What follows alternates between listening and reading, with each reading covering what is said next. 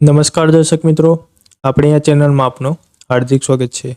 મિત્રો, આજે આપણે એક ભરતીને લઈને માહિતી આપવાના છીએ અને જણાવીશું તે ભરતી કયા વિભાગમાં આવી છે, તેમાં શું લાયકાત રહેવાનું છે, તેનો પગાર ધોરણ શું રહેશે અને તેની ઇમ્પોર્ટન્ટ તારીખો છે તે શું રહેવાની છે તેની સંપૂર્ણ માહિતી આપવાના છીએ. મિત્રો, વિડીયોના અંત સુધી બનાવી રહેજો જેથી તમને સંપૂર્ણ માહિતી મળી જાય. મિત્રો, સૌપ્રથમ તો જણાવી દઉં, આ જે ભરતી છે એ ગુજરાત ગૌણ સેવા પસંદગી મંડળ દ્વારા બહાર પાડવામાં આવી છે અને આ જે ભરતી છે એ કઈ કચેરીમાં બહાર પાડવામાં આવી છે તો આંકડાશાસ્ત્ર અને અર્થશાસ્ત્રની કચેરીમાં આ ભરતી યોજાવાની છે. આ ભરતીમાં એપ્લાય કરવા માટે તમારે શું કરવાનું રહેશે તો ઓનલાઈન અરજીપત્રક ભરવાનું રહેશે. આ અરજીપત્રક ભરવા માટેની તારીખ શું રહેવાની છે તો 2/1/2024 થી 16/1/2024 સુધી તમારે ઓનલાઈન ફોર્મ ભરવાનું રહેશે. ઓનલાઈન ફોર્મ ભરવા માટે વેબસાઇટ શું રહેશે તો ojas.gujarat.government.in પર તમારે ઓનલાઈન ફોર્મ ભરવાનું રહેશે. તો મિત્રો, ગુજરાત ગૌણ સેવા પસંદગી મંડળ દ્વારા આ ભરતી બહાર પાડવામાં આવી છે આંકડાશાસ્ત્ર અને અર્થશાસ્ત્રની કચેરીમાં અને તમારે આમાં એપ્લાય કરવા માટે ઓનલાઈન ફોર્મ ભરવાનું રહેશે. તેની તારીખ રહેશે 2/1/2024 થી 16/1/2024. તેની વેબસાઇટ રહેશે ojas.gujarat.government.in. ત્યારબાદ જગ્યા વિશેની માહિતી આપી દઈએ કે આ ભરતીમાં જગ્યા કેટલી રહેવાની છે તો સંશોધન અને મદદનીશ વર્ગ 3 માટે 99 જગ્યા રહેવાની છે. ત્યારબાદ આંકડા મદદનીશ વર્ગ 3 માટે 89 જગ્યા રહેવાની છે. આમ કુલ ટોટલ 188 પોસ્ટ પર આ ભરતી આવી છે. ત્યારબાદ પગાર ધોરણની વાત કરી લઈએ તો પગાર ધોરણ શું રહેવાનો છે તો સંશોધન મદદનીશ વર્ગ 3 માટે 49,600 રહેશે અને આંકડા મદદનીશ વર્ગ 3 માટે 40,800 રહેવાનો છે.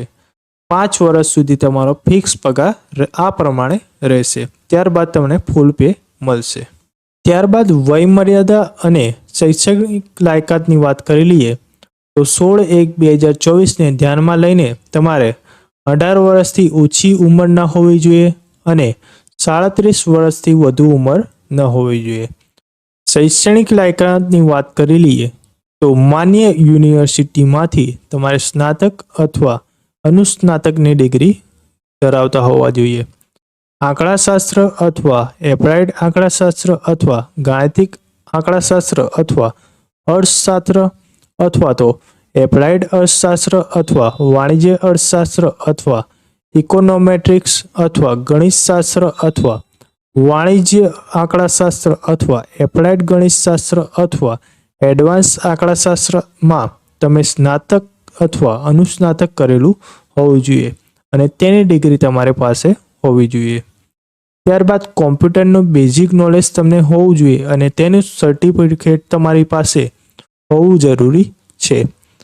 ત્યારબાદ ઉમેદવારને ગુજરાતી અથવા હિન્દી અથવા ગુજરાતી અને હિન્દી બંનેનું નોલેજ હોવું જોઈએ, એટલે કે ગુજરાતી અને હિન્દી ભાષા તમને આવડતી હોવી જોઈએ.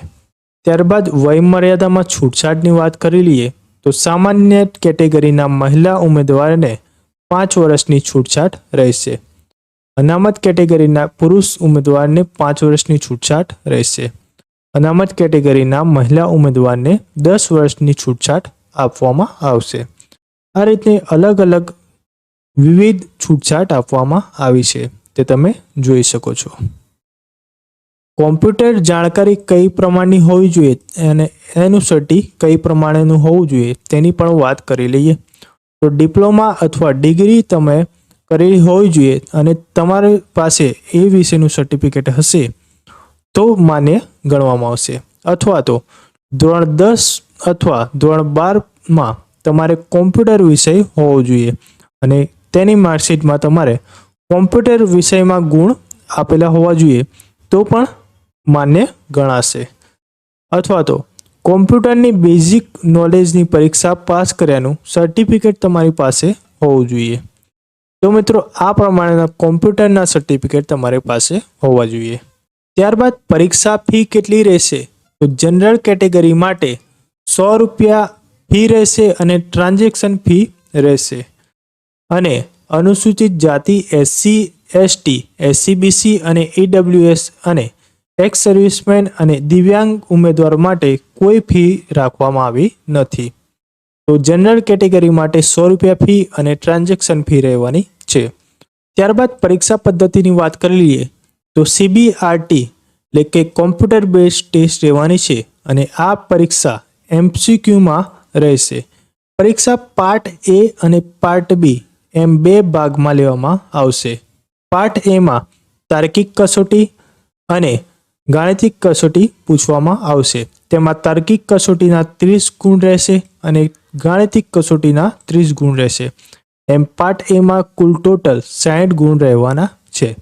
અને પાર્ટ B ની વાત કરી લઈએ તો પાર્ટ B માં ભારતનું બંધારણ, વર્તમાન પ્રવાહો, ગુજરાતી અને અંગ્રેજી કોમ્પ્રિહેન્શન્સમાં 30 ગુણ રહેશે અને સંબંધિત વિષય અને તેની ઉપયોગિતાના પ્રશ્નો 120 રહેવાના છે. એમ કુલ ગુણ 150 રહેશે. પાર્ટ A માં 60 ગુણ રહેશે અને પાર્ટ B માં 150 ગુણ રહેશે. પાર્ટ A માં કુલ 60 પ્રશ્નો અને પાર્ટ B માં કુલ 150 પ્રશ્નો એમ 210 પ્રશ્નો પૂછવામાં આવશે. પાર્ટ A અને પાર્ટ B બંનેમાં સંયુક્ત રીતે કુલ 3 કલાક એટલે કે 180 મિનિટ આપવામાં આવશે.